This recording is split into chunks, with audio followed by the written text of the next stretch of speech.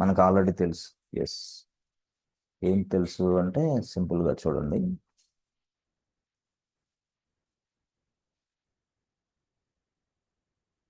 సింపుల్గా ఇది ఒక నోడ్ యాక్చువల్గా, అంటే వర్కర్ నోడ్.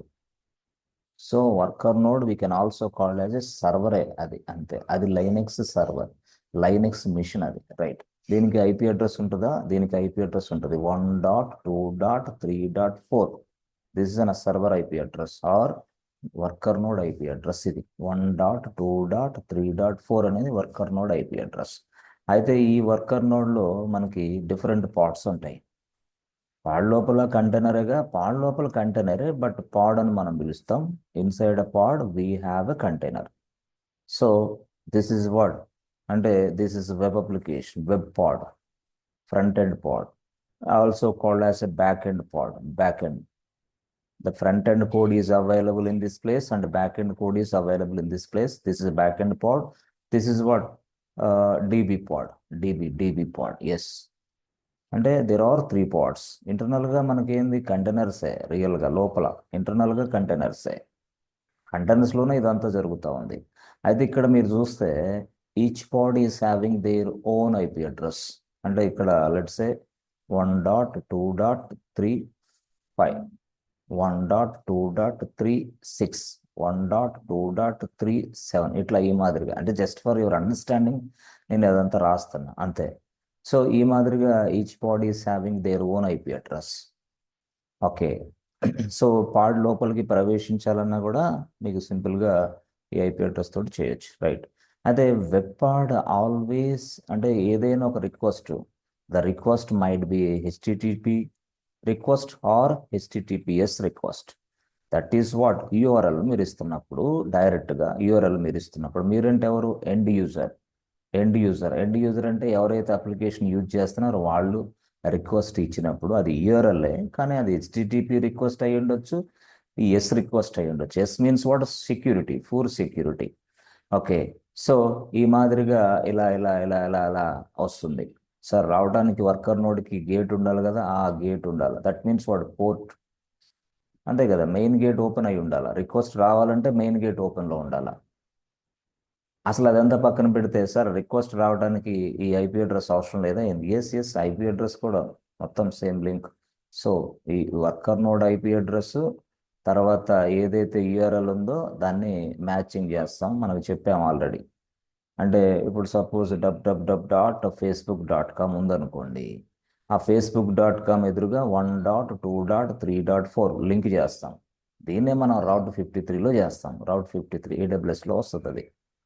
సో ఈ మాదిరిగా ఇక్కడ యూఆర్ఎల్కి ఇక్కడ ఐపీ అడ్రస్కి లింక్ చేయడంతో facebook.com అని మనం టైప్ చేసిన వెంటనే డైరెక్ట్గా facebook.comకి సంబంధించిన వర్కర్ నోడ్ 1.2.4 ఏదైతే ఉందో దాన్ని డైరెక్ట్గా కన్సల్ట్ అయ్యింది, రీచ్ అయితే. IP address is for to reach the server, అంతే. To reach the worker node is for IP address. So ఇక్కడికి రీచ్ అయిన తర్వాత లోపలికి రావడానికి డైరెక్ట్గా మళ్ళీ ఇక్కడ పోర్ట్, మరి అంతే కదా, గేట్ ఓపెన్ చేయాలి. This is what main gate. Okay. ఎక్కడి నుంచి వచ్చిన తర్వాత రిక్వెస్ట్ ఫస్ట్ హిట్ చేసేది ఎస్, ఇక్కడ వెబ్ పాడ్లో ఉన్న ఎస్ ఏదైతే రిక్వెస్ట్ ఉందో మళ్ళీ ఆ request coming to back end. ఎందుకు, ప్రాసెస్ జరగాలి కదా. నీ రిక్వెస్ట్ ప్రాసెస్ జరగడానికి మళ్ళీ బ్యాక్ ఎండ్ పాడ్కి కనెక్ట్ అయ్యింది. అది మళ్ళీ బ్యాక్ ఎండ్ పాడ్ నుంచి కనెక్ట్ అయిన తర్వాత అది రిక్వెస్ట్ కంప్లీట్ ప్రాసెస్ అవ్వాలంటే డీబీ పాడ్కి కనెక్ట్ అయ్యింది. డీబీ పాడ్కి కనెక్ట్ అయ్యి తను ఇచ్చిన రెస్పాన్స్ ఇలా వస్తూ ఉంది. మళ్ళీ రెస్పాన్స్ ఇలా వస్తూ ఉంది అవుట్ గేట్ ద్వారాగా. దిస్ ఇస్ అవుట్ గేట్ ద్వారాగా రెస్పాన్స్ వస్తూ ఉంటుంది. అంటే మనం ఏదైనా సరే ఒక రిక్వెస్ట్ ఇచ్చినప్పుడు ఆ రిక్వెస్ట్ ఈ మాదిరిగా వస్తుంది. అంటే నేనేమంటానంటే ఇక్కడ వెబ్ పాడ్స్ మాత్రమే బయటికి ఎక్స్పోజ్ అవుతాయి, but DB pod back end pod no, బయటికి ఎక్స్పోజ్ అవ్వదు. దట్ మీన్స్ వాడు back end application can communicate to the DB pod, web pod can communicate to the back end pod. ఈ pod దీంతో communicate అయ్యింది, ఈ pod దీంతో communicate అవుతుంది ఇంటర్నల్గా. But we don't expose this pods to the outside. Yes, back end పాడ్ని no back end code is available. Back end code అంటే ఏంది, Java, Python, .NET, COBOL, go language, C ఈ languages అంతా కూడా రాసిందాన్ని మనం back end. DB పాడ్ అంటే మీకు తెలుసు. సో ఈ విధంగా back end pod can able to communicate with this DB pod can able to communicate with this backend pod. But web pod can able to communicate with this backend pod can come able to communicate with this web pod. But ఇలాగ ఇంటర్నల్గా communication ఉంటుంది కానీ డైరెక్ట్గా expose ఉండదు. డైరెక్ట్గా back end కోడ్ని మనం access చేయలేం. మనం అంటే ఎవరు? End users cannot able to access the back end or DB. Internal relation ఇది. అంటే ఒక రిక్వెస్ట్ నేను ఇచ్చినప్పుడు వాడు ఇచ్చాడు, ఏమని ఇచ్చాడు? చెక్ బ్యాలెన్స్ అన్నాడు. చెక్ బ్యాలెన్స్ అనగానే ఫస్ట్ డైరెక్ట్గా ఇట్ల నుంచి ఇలా బ్యాక్ ఎండ్కి వెళ్ళి, బ్యాక్ ఎండ్ నుంచి ఇలా డీబీకి వెళ్ళి, డీబీ నుంచి ఎస్ ఏదైతే రిజల్ట్ ఉందో రెస్పాన్స్ అక్కడి నుంచి వస్తుంది మనకి. అంతే సింపుల్గా. సో దీన్ని మనం మాట్లాడాం. ఇది internal communication, part to part communication. Internal communication, part to part communication. That means what? We will not expose this connection to the outside. We will not expose to the DB parts or backend parts to the outside.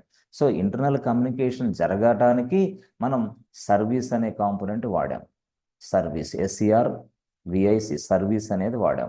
ఆ సర్వీస్లో కూడా మనం వాడు ఏమన్నాడంటే ఇంటర్నల్గా communication జరగటానికి service అంటే kind is equal service అని రాయాలి. మనకు ఆల్రెడీ చెప్పా నేను, కానీ మళ్ళీ గుర్తు చేస్తున్నా. కైండ్ సర్వీస్ అని రాయాలి. బట్ ఇంటర్నల్గా జరగాలి కదా. ఇలాగ జరగాలంటే దీన్ని మొత్తాన్ని మనం మనం డిఫైన్ ఎలా చేయాలంటే కైండ్ సర్వీసే. ఓకే, బట్ సర్వీస్ టైప్ రాయాల. సర్వీస్ టైప్ వచ్చేసి దీన్ని మనం ఏమని పిలిచాడు వాడు? ఎవరు? క్యూబర్నెటిస్లో క్లస్టర్. దీన్ని మనం ఏమన్నాడు? క్లస్టర్ ఐపీ అన్నాడు. ఇంటర్నల్గా ఇది ఈ స్టోరీ. జనరల్గా cluster IP in the sense వాడు within the cluster we can able to communicate within the cluster. అది వర్కర్ నోడ్ 100 సంబంధంలా. Worker node 1, worker node 2, worker node 3, worker node 4, worker node 5, whatever it is. So ఈ మాదిరిగా ఎన్ని worker నోడ్లు ఉన్నా సరే ఆ worker నోడ్లు అన్నీ ఒక క్లస్టర్లో ఉంటాయి. Within the cluster, within the పాడ్స్లో మనకి ఈ విధంగా కమ్యూనికేషన్ జరుగుతూ ఉంది. అలా కమ్యూనికేషన్ జరగాలి అని అంటే మనం సర్వీస్ అనే కాంపోనెంట్ వాడతాం. ఆ సర్వీస్లో కూడా ఈ మాదిరిగా వర్కౌట్ జరగాలంటే సర్వీస్ టైప్ క్లస్టర్ ఐపీ అని మనం డిఫైన్ చేయాలి అక్కడ. అంటే దట్ మీన్స్ మనం ఒక స్క్రిప్ట్ రాయాల. నీకు చూపించాను ఆ రోజు స్క్రిప్ట్ కూడా, జస్ట్ శాంపిల్గా రాశాను. సర్వీస్ టైప్ క్లస్టర్ ఐపీ అంటే ఈ మాదిరిగా కమ్యూనికేషన్ మనం ఏర్పాటు చేయాలంటే, ఎస్టాబ్లిష్ చేయాలంటే we use service type cluster IP. Service టైపే క్లస్టర్ ఐపీని యూజ్ చేయాలి మనం. సర్వీస్ టైప్ అదే క్లస్టర్ ఐపీ. ఇది ఈ మాదిరిగా. అంటే ఇదంతా కూడా మీకు తెలియాలంటే కొంత టైం పట్టిద్ది. బట్ ఇంటర్నల్గా ఈ మెకానిజం అర్థం చేసుకోవడం ఇంపార్టెంట్. చేసుకోవడానికి important. So with in the cluster we can connect. Don't expose this out side the world. Out side గురించి మనకు సంబంధం లేదు. అవుట్ సైడ్కి ఇది రానే రాదు. అవుట్ సైడ్ ఎక్స్పోజ్ అయ్యేది మాత్రం వెబ్ పాడే, but back end DB no. అందుకోసం ఇది. సరే, ఇప్పుడు యాక్చువల్గా మనం అవుట్ సైడ్ గురించి కూడా మాట్లాడాం. అవుట్ సైడ్ గురించి కూడా మనం ఎలా మాట్లాడాం? ఇది సర్వీస్ టైప్ వచ్చేసి క్లస్టర్ ఐపీ. కైండ్ వచ్చేసి సర్వీసేనా? కైండ్ సర్వీసే, కానీ this is one of the model inside a Kubernetes cluster, inside a Kubernetes. Okay, this is one of the model అనుకోండి. నెక్స్ట్ మోడల్ ఏంది మనం చెప్పింది డిస్కషన్లో అంటే నెక్స్ట్ మోడలు